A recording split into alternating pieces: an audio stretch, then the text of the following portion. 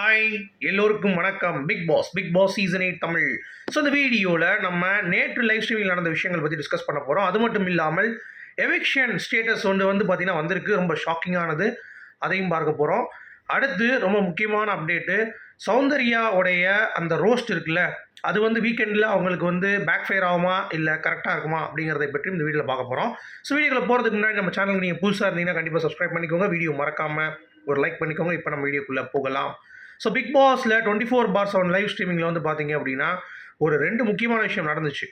ஒன்று வந்து முத்துக்குமரன் அவர்கள் சௌந்தர்யாவுடைய கேமை புரிந்து கொண்டு, அவங்க ஆட்டிடியூடான தப்பாக இருக்கலாம், ஆனால் சௌந்தர்யா சொன்ன ஒரு பாயிண்ட்டுமே ஒரு அர்த்தம் இருக்குது அப்படின்றத பிரேக் பண்ணிட்டார். அதாவது ரயான்லாம் வந்து மிரண்டு போயிட்டான், யோ என்னையா சொல்கிற அப்படின்ட்டான். ஆமாங்க, கண்டிப்பாக நான் சொல்கிறேன், அவங்க ஆட்டிடியூட், அந்த காலை போட்டு உட்கார்றது, ப்ளஸ் அந்த சில விஷயங்கள் மட்டும்தான் தவறாக இருந்ததே தவிர அவங்க ஒவ்வொரு வீருக்கும் ஒவ்வொரு பாயிண்ட் சொன்னாங்க. இப்போ எனக்கு வந்து ஒன்று அடிக்க ஒருத்த வருவான்டா அப்படின்ற மாதிரி சொன்னாங்க. அப்புறம் ரயானுக்கு வந்து பார்த்தீங்கன்னா நீ ஜால்ரா தட்டுறேன்றாங்க. நம்ம ரஞ்சித் அவர்களுக்கு ஸ்வீட்டாக இருக்க, இன்னும் கொஞ்சம் நீங்கள் உங்கள் டீம்லாம் சேர்ந்து உங்களை செய்கிறாங்க. அதே மாதிரி ராணுவுக்கும் வந்து பார்த்தீங்கன்னா நீங்கள் வந்து ரொம்ப ஒரு பாதுகாப்பாக இருக்கீங்க, உங்களை வந்து நல்லா பில்டப் பண்ணி வச்சுருக்காங்க அப்படின்ற மாதிரி. அப்புறம் தீபக் மேனஸ் பற்றி பேசுனாங்களே, இந்த மாதிரி எல்லா பாயிண்ட்டுமே கரெக்டு தான். ஸோ ரியலி அட்மையர் ஹர், நல்லா விளையாடுறாங்க அப்படின்ற மாதிரி சொன்னோடனே ரயானுக்கு மண்டையை பிச்சுக்கிறான். டேய் என்னடா சொல்கிற, பக்கத்தில் நான் வந்து உட்காந்துருக்கேன், பக்கத்தில் ஜாக்லின் உட்காந்துட்டு, சரி விடு, ஒன்றா வந்து ஃப்ளோவில் ஏதாவது பேசியிருப்பா, மற்றபடி உன் மேலே வந்து உண்மையிலேயே அந்த மாதிரிலாம் இருக்காதுன்னொடனே அப்போ நான் ஒழுங்காக விளையாடலையே அப்படின்ற மாதிரி டவுட் வந்து ரயானுக்கே வந்துருச்சு. ஏன்னா அந்தளவுக்கு சௌந்தர்யாவுடைய பேச்சு இருந்தது அப்படிங்கிறது தான். ஸோ முத்துக்குமரன் ஸ்ட்ராங்காக நினைக்கிறாரு. இன்னொரு பக்கம் ஜாக்லினும் வந்து சௌந்தர்யாவுக்கு எல்லாமே தெரியும், இவன் world wide player, Bigg Boss எல்லா ஃபார்மேட்டையும் கரைச்சி குடிச்சிருவோம் அப்படின்ற மாதிரி அவங்களும் வந்து மாறுதட்டி கொண்டிருக்கிறார்கள் அப்படிங்கிறது பார்க்க முடியுது. ஸோ சௌந்தர்யா அஸ் அ பிளேயராக வளர்ந்து வந்து கொண்டிருக்கிறார்கள். ஆனால் முத்து ஜாக்லின் தான் கன்ஃபார்ம்டாக வாரத்தில் எஃபர்ட் போடுறாங்க அப்படிங்கிறதுனால எனக்கு வந்து ஓகே அப்படின்ற மாதிரி தான் தோணுது. ஓகேங்களா, அது ஒன்று.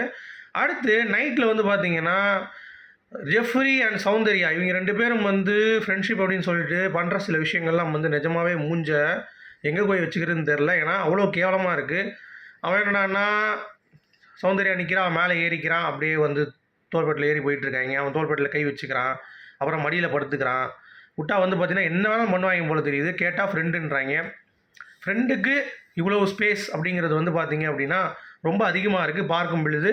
அப்போ அசல் நிக்சன் வரிசையில் ஜெஃப்ரியா அப்படின்ற மாதிரியும் வந்து கேட்க வைக்குது. இப்போது ஒருத்தவங்க இடம் கொடுத்தாலும் சில நேரங்களில் அவனே கையை எடுத்து சொரிய சொல்கிறான், அந்த மாதிரிலாம் சில விஷயங்கள் பண்ணுறது ஜெஃப்ரிக்கு ஒரு நெகட்டிவ் இம்பேக்ட் வந்து கண்டிப்பாக க்ரியேட் பண்ணுது அப்படிங்கிறது பார்க்க முடியுது. இந்த நைட் லைவில் நடக்கிற விஷயம் தான். அடுத்து எல்லோரும் பாட்டு பாடுறாங்க, செம்ம வைப்பு. நேற்று வர்ஷினி பாட, அதுக்கு சிவகுமார் பாட, மஞ்சரி அழுக சோக பாட்டை பார்த்து. ஸோ அந்த மாதிரி ஏகப்பட்ட நிகழ்வுகள் வந்து நடந்தது அப்படிங்கிறது தான். அடுத்து ரொம்ப முக்கியமான ஒரு அப்டேட் என்ன அப்படின்னா, விஷால் அண்ட் தர்ஷிகா இவங்களை பற்றி நம்ம பேசியே ஆகணும். ஏன்னா நான் ஏற்கனவே சொன்ன மாதிரி விஷால் வந்து ரொம்ப பியூட்டிஃபுல்லாக கேமை வந்து ஹேண்டில் பண்ணுறேன் அப்படின்ற பேரில் அவர் தர்ஷிகா கூட எது வேணாலும் சரின்னு சொல்லிட்டு ஸ்கூல் டாஸ்க் பண்ணார். அதுக்கடுத்து வந்து பார்த்தீங்கன்னா இந்த ஒரு டாஸ்க் வந்துச்சு, ராஜாராணி டாஸ்க்கு. இதில் நீங்கள் கவனிச்சிங்கன்னா அதே பேட்டர்ன் தான் பண்ணுறாங்க.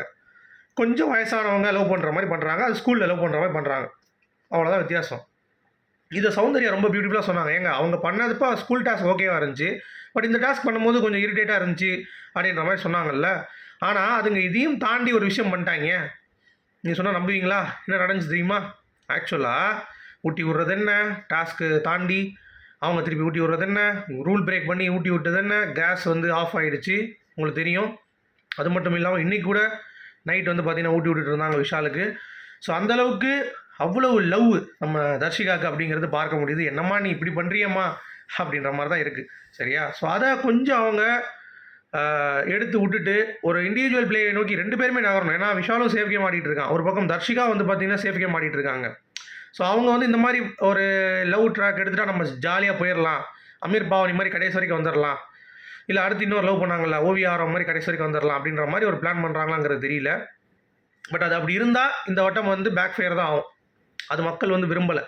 ஸோ அதனால் வேறு ஏதாவது கண்டென்ட் வந்து புதுசாக ட்ரை பண்ணுங்கள், தர்ஷிகாவும் சரி. ஏன்னா தர்ஷிகாவும் அவ்வளோ இண்டிவிஜுவல் பிளேயராக இருந்தாங்க. விஷால் கூட ஓகே மிச்சர் சாப்பிட்டு தான் இருந்தான்னு வைங்க, பட் தர்ஷிகா 3 வாரம் அவங்களுடைய கண்டென்ட்டே வேறு. ஆனால் இப்போ அவங்க கொடுக்குற கண்டென்ட் அப்படிங்கிறது வந்து கேவலமாக இருக்குது, சிரிப்பு தான் வருது அப்படின்றது தான் பார்க்க முடியுது. அடுத்து சௌந்தர்யாவுடைய ரோஸ்ட், இதை கண்டிப்பாக நம்ம பேசியே ஆகணும். பாசிட்டிவாக இருக்குமா நெகட்டிவாக இருக்குமா அப்படின்னு சொல்லி கேட்டிங்கன்னா என்னை பொறுத்த வரைக்கும் சாச்சனா அவர்கள் ரொம்ப கான்ஃபிடண்ட்டாக சொல்கிறாங்க, சனிக்கிழமை நான் பார்த்துக்கிறேன் உன்னை, நீ வா அப்படின்றாங்க. யாரை கேட்டாலும் நான் சனிக்கிழமை விஜய் சேதுபதியை பார்த்துக்கிறேன், ஏன்னா ஏற்கனவே சௌந்தர்யாவை நான் கொஸ்டின் பண்ணுறேன்னு சொல்லிட்டு ஒரு தடவை சொன்னாங்க. ஞாபகம் இருக்கா? இந்த மாதிரி ஒரு டாஸ்கில் லெட்டர் எழுதுகிற டாஸ்கில் கேவலமாக லெட்டர் எழுதி வச்சுட்டு அந்த லெட்டரை பற்றி பேசுவோம்னு சொல்லிட்டு அவங்க பேசினப்ப சௌந்தர்யாவுக்கு வந்து ரோஸ்ட் விழுந்துச்சு. கரெக்டாக இல்லையா? ஸோ அந்த வரிசையில் இந்த வட்டமும் வந்து சௌந்தர்யாவுக்கு கண்டிப்பாக ரோஸ்ட் இருக்குது. சரியா? போன வட்டம் அவங்க சொன்னாங்க கரெக்டாக வீக்கெண்டில் நான் கேள்வி கேட்பேன்ட்டு. அதே மாதிரி விஜய் சேதுபதி கேட்டாரா? இந்த வட்டம் அதே மாதிரி சாட்டர்டே வந்து பார்த்தீங்கன்னா நான் கேள்வி கேட்பேன் இருக்காங்க. இப்போ என்ன தெரியுமா சொல்ல விஜய் சேதுபதி, ஏன் நீங்கள் கால் மேலே கால் போட்டு உட்காந்தீங்க? ஏன் வந்து நீங்கள் உட்காந்துட்டு எல்லாத்துக்கும் சொன்னீங்க? இன்னொன்று அந்த டாஸ்க் பிக் பாஸ் கொடுக்கவே இல்லை, நீங்கள் ஏன் பண்ணீங்க? அதெல்லாம் வந்து எங்கள் வேலையும் பிக் பாஸ் வேலையை நீங்கள் எதுக்கு பண்ணுறீங்க அப்படின்ற மாதிரி போட்டு உடைப்பாரா அடிக்க மாட்டாரா?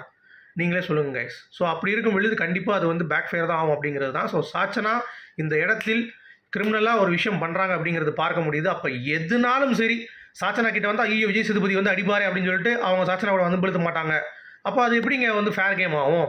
அப்போ போன வருஷம் மாயா அடித்தா கமல் சார் வந்து கேட்பார் அப்படின்ற ஒரு பேட்டர்னில் தான் கேம் ஓடிட்டு இருந்துச்சு. அப்போ அதே ஸ்டைல் பேட்டர்னில் இந்த வட்டமும் வருதா? அப்போ இந்த வட்டம் அப்படி வந்துச்சுன்னா அப்புறம் கேம் எப்படி போகும் சுவாரஸ்யமாக? அப்போ கேமோட டைனமிக்ஸ் எப்படி மாறும்? அப்போ எப்பயும் போல் ஓகே கடைசி வரைக்கும் சாச்சனா வந்துடுவாங்க, ஸோ டாப் 3க்கு வந்துடுவாங்க, டாப் 5க்குள்ளே வந்துடுவாங்க அப்படின்ற மாதிரி இருந்தால் அப்போ அடித்து ஆடுற பிளேயர்ஸ்லாம் வந்து பயந்துக்கிட்டே உட்காந்துருக்க சொல்கிறீங்களா? ஸோ இது நிஜமாகவே வந்து really unfair to all the contestants. அப்படி இல்லாமல் நேர்மையாக விஜய் சேதுபதி அவர்கள் வந்து இந்த ஷோவை பண்ணுவார் அப்படின்ற ஒரு எதிர்பார்ப்பு இந்த வாரம் வந்து எனக்கு இருக்குது. ஸோ அதை பண்ணுவார் நான் நினைக்கிறேன். அதை பற்றி நம்ம அடுத்த வீடியோவில் ப்ரோமோ என்ன பேசுகிறாங்க அப்படிங்கிறத அடுத்த வீடியோவில் பேசுவோம். சரிங்களா? ஸோ பட் நான் என்ன சொல்கிறேன்னா அந்த மாதிரி எந்த ஒரு ஃபேவரிஸும் பார்க்காமல் விஜய் சேதுபதி இந்த வாரம் செஞ்சு விடுவார் சாச்சனாவை. ஏன்னா சாச்சனா நிறைய விஷயங்கள் தப்பு பண்ணுறாங்க அப்படிங்கிறது உங்கள் எல்லாத்துக்குமே தெரியும். ஸோ அதை செய்வார்ன்ற நம்பிக்கை இருக்குது. ஸோ என்ன பொறுத்தவரைக்கும் சௌந்தர்யாவுக்கு ரோஸ்ட்டு தான் அப்படின்ற மாதிரி தோணுது. ஏன்னா அவர் திடீர்னுலாம் சௌந்தர்யா சப்போர்ட் பண்ண மாட்டார். சரியா? சாச்சனாக சப்போர்ட் இருக்குங்கிறது என்னுடைய பாயிண்ட் ஆஃப் வியூ. ஓகேவா? அடுத்து நம்மகிட்ட வருந்த தகவல் வந்து பார்த்தீங்கன்னா 2 எவிக்ஷன் அப்படின்ற மாதிரி வருது. ஏன்னா முதல்ல வந்து வாரிசு பாட்டு போட்டாங்க கரெக்டாக, ரஞ்சிதமே சாங் போட்டாங்க. அதில் வந்து வர்ஷினி அப்படின்ற மாதிரி டீகோட் பண்ணியிருந்தோம். இன்னொன்று வந்து பார்த்தீங்கன்னா சாச்சனா கூட பண்ணியிருந்தேன் வாரிசு அந்த பொண்ணு சம்மந்தப்பட்டது. ஓகே ஒன்று.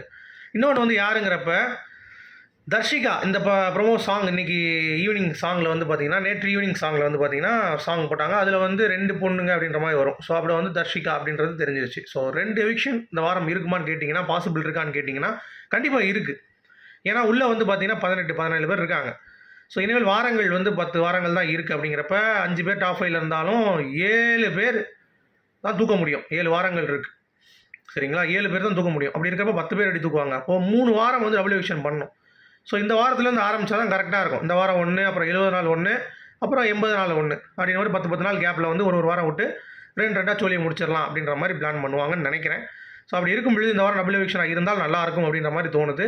பட் நமக்கு கிடைக்கிற ரூமர்ஸும் வந்து நிறைய பேர் நேற்று ட்விட்டரில் ரூமர்ஸ் வந்து ஆரம்பிச்சிட்டாங்க டபுள் எவிக்ஷன் இருக்கும் அப்படின்னு சொல்லிட்டு. பட் நமக்கு வந்து இன்னும் அந்த கார்டு எடுத்து வைக்கிறது வரல. 10 மணிக்கு தான் வரும். நான் அதை அப்டேட் பண்ணுறேன் யார் எவிக்ஷன் சொல்லிட்டு. சரியா? ஸோ இப்போதைக்கு சாச்சனா அண்ட் தர்ஷிகா எவிக்ட் ஆனாலும் நல்லாயிருக்கும். ஏன்னா சாச்சனாவும் இன்னும் பண்ணுற மாதிரி இல்லை. சாட்டர்டே நல்லா ரோஸ்ட் வாங்கிட்டு சண்டே அப்படியே வந்து எவிக்ட் பண்ணி விட்டால் நல்லாயிருக்கும். பட் விஜய் சேதுபதி அதை பண்ணுவார் அப்படிங்கிறது தெரில. பட் எனக்கு தெரிஞ்சு தர்ஷிகாவும் இந்த பாட்டு மூலமாக நான் சொல்கிறேன் வெளியே போகிறதுக்கு வாய்ப்பு இருக்குது. ஸோ டபுள் எவிக்ஷன்னா தர்ஷிகாவும் சாச்சனாவும் இருந்தால் ஆகச்சிறந்த செயலாக இருக்கும் அப்படிங்கிறது என்னுடைய கருத்து. ஸோ நீங்கள் என்ன நினைக்கிறீங்க அப்படிங்கிறத கண்டிப்பாக வந்து கமெண்ட் செக்ஷனில் சொல்லுங்கள். என்னை பொறுத்த வரைக்கும் இதுதான் தோணுது, டபுள் எவிக்ஷனாக இருக்கும் என்னுடைய கட் ஃபீலிங். ஸோ வெயிட் பண்ணி பார்க்கலாம் ஈவினிங். சரியா? எனக்கு தெரிஞ்சு 10 மணிக்குள்ளே தெரிஞ்சிடும். நான் பார்த்துட்டு உங்களுக்கு சொல்கிறேன். ஈவினிங் வரைக்கும் தெரிய வேண்டாம். 10 மணிக்கு நான் வந்து உங்களுக்கு அப்டேட் பண்ணுறேன். Thank you guys, good bye.